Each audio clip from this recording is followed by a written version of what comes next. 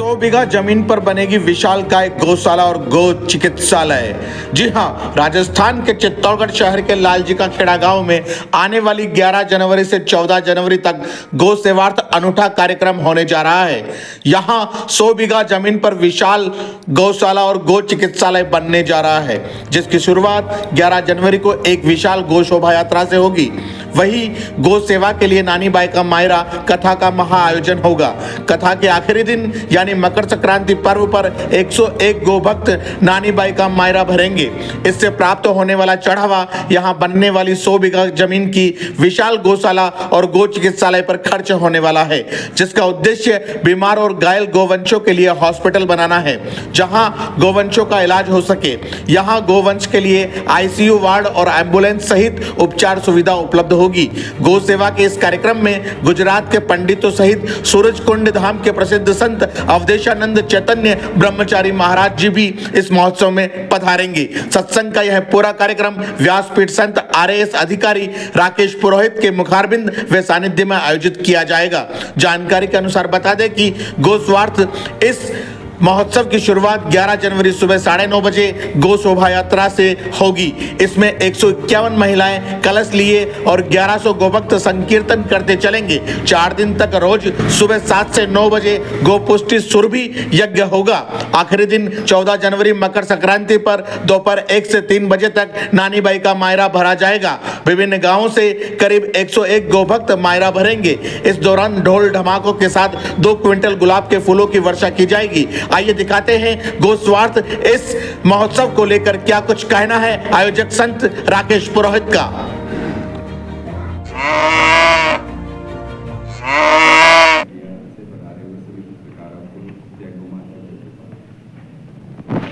आप सभी को बताते हुए भी हर्ष हो रहा है कि हम सब लोग एक ऐसे विशेष महान अलौकिक कार्य के लिए एक ऐसा उत्सव करने जा रहे हैं जिसका वाणी से वर्णन करना मुश्किल है।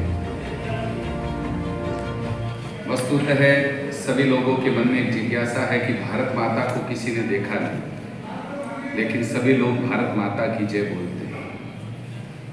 भारत माता का स्वरूप किसी ने नहीं देखा, लेकिन जब हम हमारे समस्त शास्त्रों का अवगाहन करेंगे, हम संतों के सानिध्य में बैठेंगे और हमारे महापुरुषों की जीवनी पढ़ेंगे, तो हमको ये पता लगेगा कि रघुवंश अगर बड़ा है तो उसमें भी राजा दिलीप जी ने नंदिनी गौ माता की सेवा की। स्वयं कृष्ण भगवान का नाम गोपाल होता है, गोविंद होता है, और जो गोवर्धन उठाते हैं अर्थात गैयाओं के वर्धन के लिए ही वो उस पर्वत को उठाते हैं। ऐसा कोई देश में शिवालय नहीं जहाँ पर नंदी महाराज सामने न हो। तो भारत की आस्था के 3 प्रमुख केंद्र या तो राजा राम हैं, या भगवान श्री कृष्ण हैं, या बाबा भोलेनाथ है। तीनों ही के जीवन में हम गौ माता को सर्वत्र देखते हैं। अब आती है लोक देवताओं की, चाहे बाबू जी, चाहे गोगा जी, चाहे रामदेव जी, चाहे हडबू जी, चाहे जाम्बू जी, चाहे करणी माता, चाहे तेजा जी। ऐसा कोई लोक देवता का जीवन चरित्र आपको नहीं मिलेगा जिसमें गौ माता की सेवा, उनके पंचगव्यों के, उनकी सात्विकता के बिना किसी ने देवत्व प्राप्त किया हो। वस्तुतः हम कहना चाहते हैं कि जो हमारी भारतीय वेद लक्षणा गौ माता है, यही भारत माता है, और इसी गौ माता के कारण हम सब लोगों ने हमारे यहाँ पर ऐसे ऋषि मुनि और पूर्वज पाए जो आज आविष्कार हो रहे हैं, वो हमारे पूर्वजों के शास्त्रों में सब मिलते हैं। जहाँ तक हमारे भट्ट की बात कहे, चाहे ओम पूर्णमद पूर्णमिदम की बात करें, चाहे आज सूर्य भगवान को सब लोग कहते हैं कि सूर्य से विटामिन डी मिलता है, तो हमारे आचार्यों ने सूर्योदय के समय ही जो सूर्य भगवान को अर्घ्य देने की परंपरा थी, तो ऐसी ऋषियों की, विप्रों की बुद्धि कहाँ से आई? तो जब उनके जीवन में गौ माता थी, तो गौ माता की सेवा से उनकी जो बुद्धि थी, वही बुद्धि प्रज्ञा में बदली, और प्रज्ञा मेधा में बदली, और मेधा ऋतंबरा में बदली। जब वो ऋतंबरा में बदली तो जैसे हाथ में आंवला होता है, उसको हम चारों तरफ घुमा के देख सकते हैं, उसी ऋतंबरा से वो सब लोग हमारे भूत भविष्य को जानते थे। कालांतर में जो नुकसान मुगल काल में भी नहीं हुआ गौ माता का, धीरे धीरे क्रमशः गौ माता के प्रति उपेक्षा, उपभोक्तावादी संस्कृति और संस्कृति का जो एक पीढ़ी से दूसरी पीढ़ी में जो संदेश जिस दिव्यता के साथ, जिस गहराई और गंभीरता के साथ जाना चाहिए था, वो नहीं गया। इसलिए आज सर्वत्र गौ माता हमारी उपेक्षित है, निराश्रित है, असहाय है, पीड़ित है। जिस गौ माता ने हमारी इस धरती को भगवान को उतरने के लिए मजबूर किया, क्या भगवान की रूस से, यूक्रेन से, चाइना से, फिलीपींस से कोई दुश्मनी है? वो तो सभी को सर्वत्र एक जैसा प्रेम करते हैं, लेकिन जब उनको धरती पर उतरना होता है तो वो अपनी उस भूमि को सात्विक भूमि बनाने के लिए वहां पर अपने ही वाम भाग से गौ माता को भेजते हैं। आपने क्षीर सागर का नाम सुना होगा, जिसमें विष्णु भगवान आराम की मुद्रा में आप सब जगह देखते हो। वो क्षीर वस्तुतः गौ माता के दुग्ध जो छलका था, उसी का जो सागर बना था, वही क्षीर सागर था। हमारे दैनिक जीवन में गौ माता कितनी प्रभावी थी कि आप सब लोग आज भी कहीं जाते हो तो आपको पता लगता है कि मूर्त निकलवाना और कोई मूर्त नहीं होता तो आप कहते हो कि गो धुली मूर्त सर्वश्रेष्ठ है। तो गो धुली, जहां गैयाओं के चरण से उड़कर रज अगर आसमान में आ जाती है तो उसमें किसी भी प्रकार का कोई विघ्न नहीं आता, कोई उसको पीड़ा नहीं पहुंचा सकता, जिसकी रज में इतनी ताकत है। अगर हम श्रेष्ठ कार्य करने के लिए विप्रों को आह्वान करते हैं और जब वो गंगा जी का जल मंगवाते हैं, भूलवश अगर कोई यजमान गंगा जी का जल लाने में असमर्थ होता है तो वही विप्र देवता कह देता है कि अगर गोमूत्र होगा तो चलेगा। गंगा जल की समतुल्यता में जिसका गोमूत्र हो, जिसके गोमे से अर्थात गोबर से आंगन लिपा जाता हो, तो जिसके गोमे और गोमूत्र की इतनी महिमा होगी तो उसके दूध की, दही की और उसके आशीर्वाद की महिमा कितनी होगी। यह दुर्भाग्य है कि उस महिमा का धीरे धीरे धीरे धीरे जाती रही। तब एक प्रश्न उठता है, मैं आपसे अत्यंत विनम्र शब्दों में कहना चाहूंगा, सभी जगह एक प्रश्न की खोज हो रही है कि लगातार लोगों के भीतर संवेदना का झरना क्यों सूख रहा है, क्यों भारत में वृद्धाश्रम खुल रहे हैं, तमाम प्रकार का ज्ञान व्हाट्सएप पर भरा पड़ा है, प्रातःकाल उठते ही ज्ञान की गंगा बह रही है, सारी ग्रंथ आपको पीडीएफ के रूप में मिल रहे हैं, फिर भी ऐसा क्या कारण है कि सर्वत्र जो वैमनस्य बढ़ता जा रहा है, वृद्धाश्रम खुलते जा रहे हैं। कहीं कहीं पर ऐसी स्थितियों का अखबारों में खबर मिलती है कि एक बच्चा, माँ उसको दूध पिला दिया, 3 बार या 4 बार वो ज्यादा रोया तो उसको पटक दिया। एक बच्चे ने अगर बिस्तर पर पेशाब की तो उसके साथ बड़ा क्रूरतम व्यवहार किया। ये क्रूरता आई कहां से?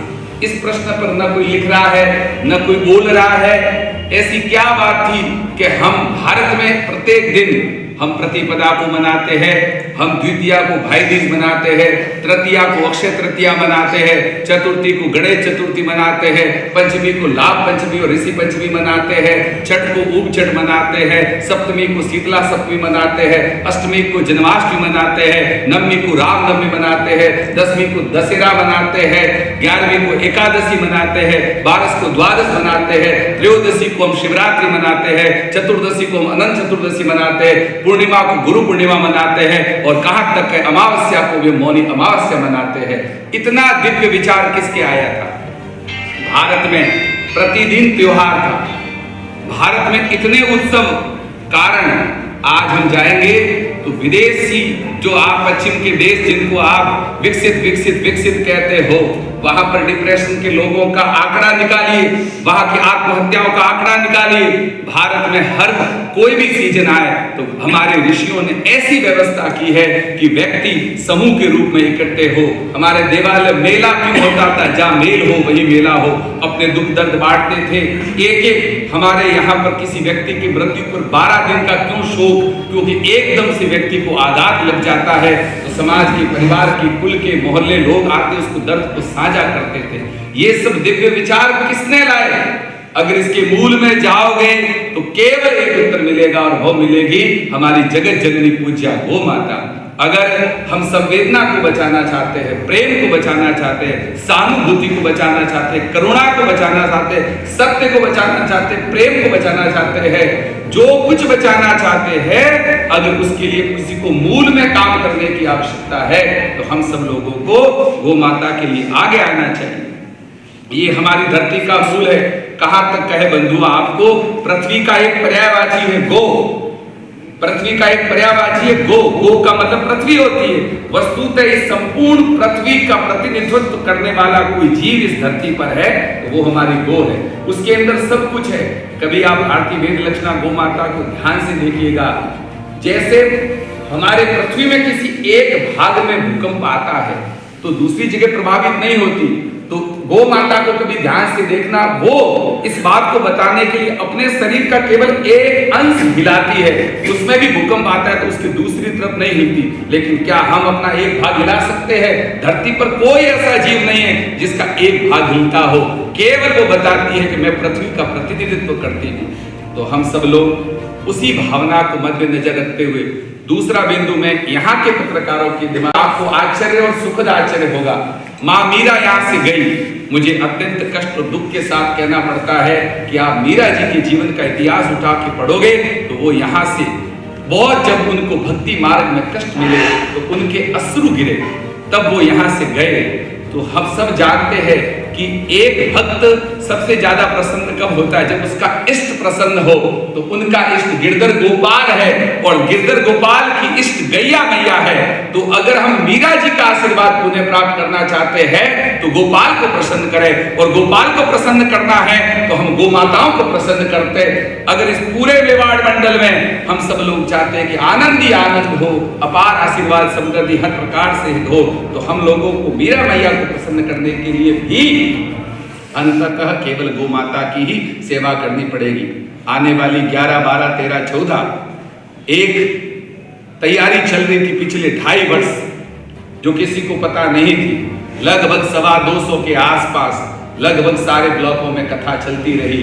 देर रात तक हर एकादशी को कथा होती रही। चित्तौड़ शहर में 54 से 55 शहर में कथा करते करते एक वातावरण तैयार किया जा रहा था और उस भूमि की तलाश की जा रही थी जिस समय इस गैया मैया का संदेश प्रसारित करेंगे। वो सैकड़ों नहीं हजारों रातों का फल। एक दिन घटना घटती है कि शरद पूर्णिमा का महोत्सव लालजी खेड़ा में होता है। वही ठीक 12 बजे कृष्ण भगवान उसी व्यास पीठ पर संकेत करते हैं कि जो जगह की तलाश थी वही गांव में तुम पहुंच चुके हो।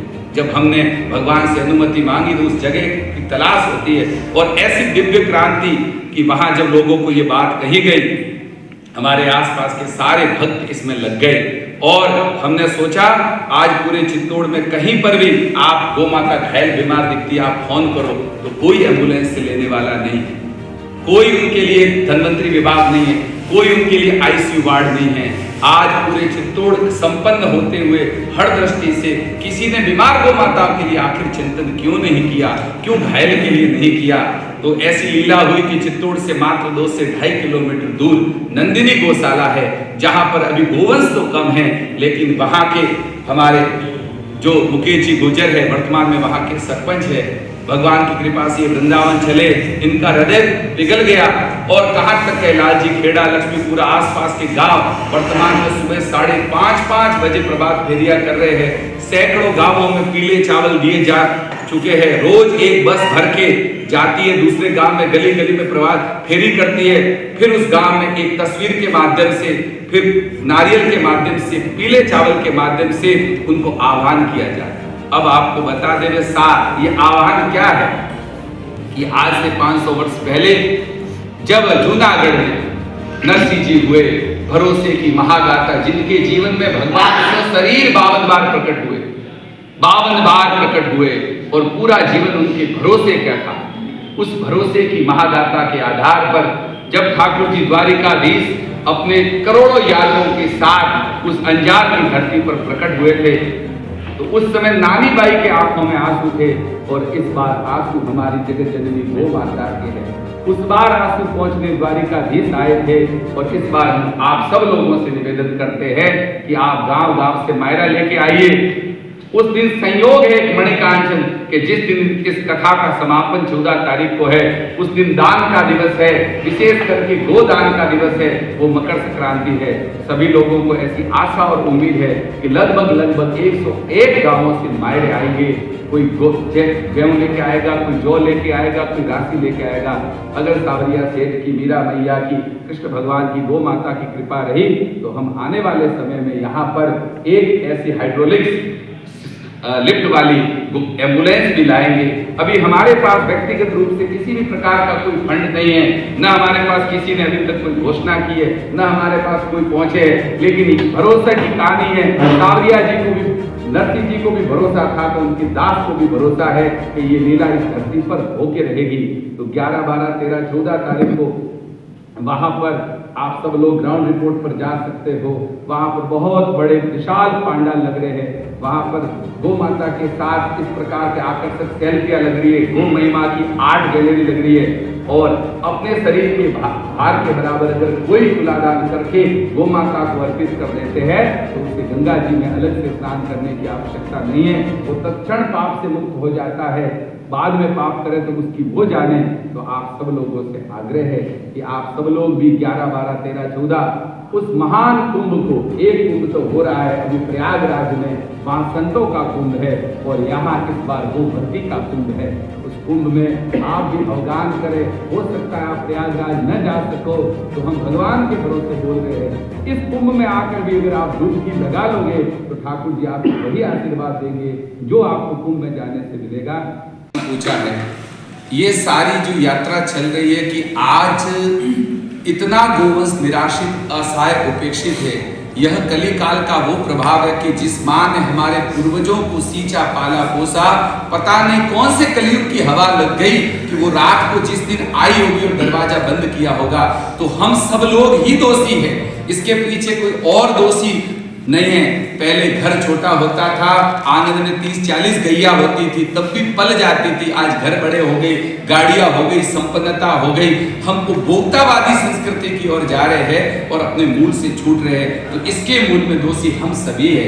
लेकिन मैं आपके उस प्रश्न पर कहना चाहूंगा, अगर हमें इन गो माताओं को जो निराशित, उपेक्षित, असहाय है, इन गो माताओं को अगर हमने समय रहते गौशालाओं में नहीं पहुंचाया तो क्रूर कसाई रात को इनको लेके जाएंगे और फिर हमको ये करोड़ों गोवंश पर इनके दर्शन दुर्लभ हो जाएंगे। इसलिए वर्तमान प्राथमिकता ये है कि हम अधिक से अधिक गोवंशों को गौशालाओं तक पहुंचाएं ताकि वो सुरक्षित रहे, उनकी सेवा रहे। सरकार द्वारा गो चरनोट आदेशित किया जाता है, सबसे ज्यादा कब्जे उन्हीं पे हो रहे हैं। उसके लिए और जिस पंचायत में आप कथा कर रहे हैं वहाँ पे पूर्व में कहीं शिकायत है गो चरनोट पे कब्जे की। मैं निवेदन करूं कि हमारा ये विषय, क्योंकि मैं उस अथॉरिटी से भी नहीं बोल सकता, मैं आपको इतना ही निवेदन करूंगा कि हम सब लोगों ने एक ही प्रयास किया है। वो प्रयास ये किया है कि हम कितना कर सकते हैं वो नहीं सोचते, हम जितना कर सकते हैं हम यहाँ से जब धरती से जाए तो हमें कभी आत्मग्लानि न हो कि तुम्हारे पास सामर्थ्य था, तुम्हारे पास वाणी थी, तुम्हारे पास कुछ मित्र थे और तुम रात को कुछ काम नहीं किया, तुम्हारे पास शनिवार और रविवार खाली थे, कुछ अवकाश का समय था, वो तुमने अपने व्यक्तिगत भोग में निकाल दिया और तुम्हारी जगत जननी गौ माता पीड़ित रही।